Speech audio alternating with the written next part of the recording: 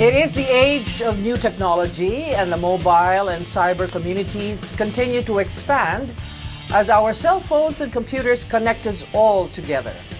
Today, we talk about the lessons of the twin storms Ondoy and Pepe, what we did and what we could have done, and what tools we have right at our fingertips that makes us wired for disasters. To start off this forum, we are joined by guests who found themselves, well, we could say, in the eye of the storm on September 26, the day Ondoy buried Metro Manila in deep water.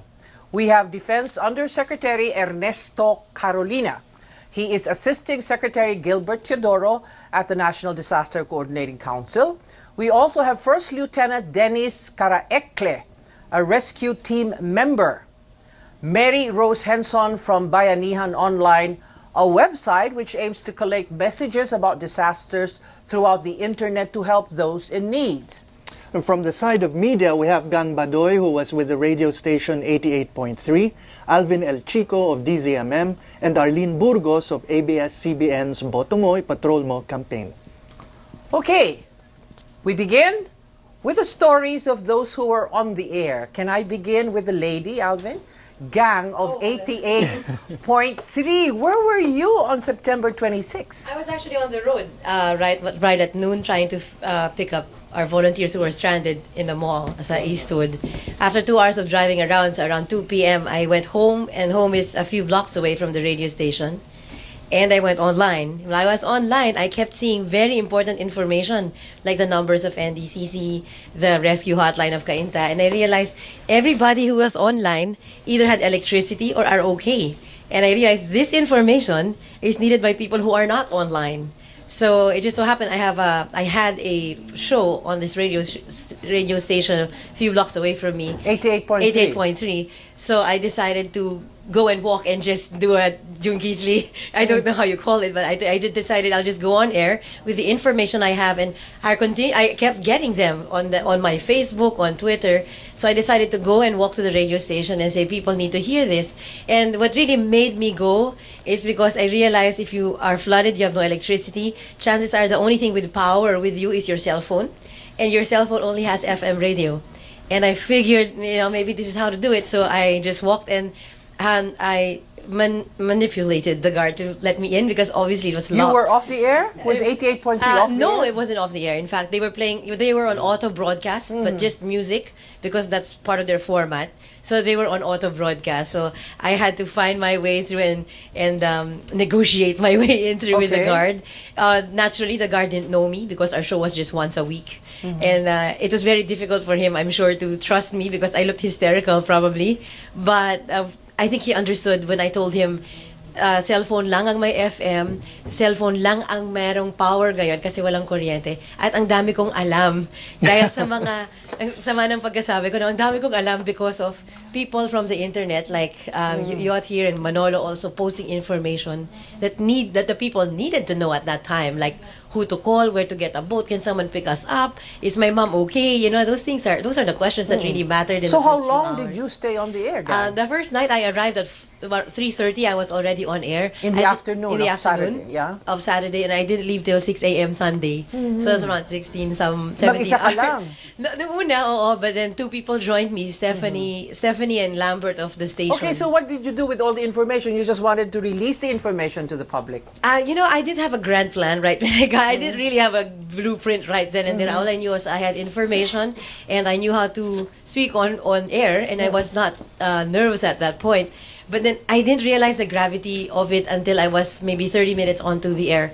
Because as soon as I started giving our text line and our phone number, it never stopped ringing. And it was all cries for help. I'm giving birth. My father died. I need a hearse. I need, and I didn't realize what I actually got into. If I knew, I probably wouldn't have gone. If I knew the enormity of it. And they were responding to you online. Yes, it was not too. calling the radio station. No, both. Both. But let me set this record straight. People online were my sources of information. They were the hundreds online were the reason why I got the information out. People calling are the ones who are not online. So they're the ones either flooded and Okay, Mary Rose, what about you on Bayanihan Online? What was it like and how did you begin? That day, actually, I came home at around 7 o'clock, and then I In the immediately went. evening? Yes, and I immediately went online, and then people were online. People were not texting. No one was calling me, but they are online. They're posting status updates on Facebook. They were tweeting like mad people, and they were saying this person hindi pa siya umuuwi, ganyan ganyan. This person nawawala siya, hindi namin siya mahanap.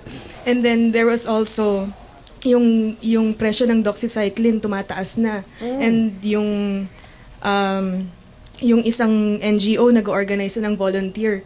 Tapos in the nature of Facebook and Twitter, once you put that out on the website, they tend to get flooded. They tend to get to disappear underneath all the other status updates. So me and my friend, we collated the information because they were so very important and they needed to go to people who can actually help.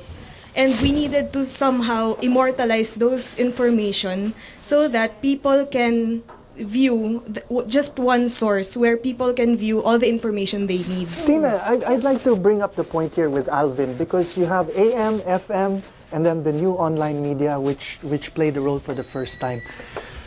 Alvin, in your case, pumapasok sa iyo yung mga tawag because no one knew where to reach the authorities. Was that one problem?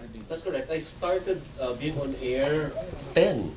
Because I have a range of programs at DCMM, 10 to 11:30, it started the deluge of text messages.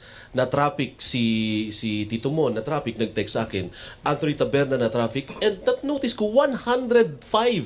In one buga, 105 yung text messages ko. Lahat sila na-traffic. Sabi ko, what's the problem? So the executive producer decided we should stop our regular programming, which is consumer at iba pa. We have a guest from LTO. We go on special coverage. And lahat sila humingi na ng tulong dahil na traffic. It started with a traffic problem. Tapos pumasok na yung nasa bubong, pumasok na yung hindi makalabas sa bahay. So sabi namin, hindi ka naman kami Superman eh. We are not superhumans na matutulungan namin kayo to extract you from your houses. But nevertheless, we can air it because perhaps the NDCC is monitoring DZMM. With all due respect, si NDCC, sir, hindi po makontak ng NDCC in the first few hours of the rains. So that's why napuno kami ng text messages. Tina, Diba, because wala kami there's, magagawa kung hindi i-air yung text. There's an interesting dynamic that I want you guys to explore further here because in the beginning, megaphone kayo eh, di ba? Tumatawag ang mga tao,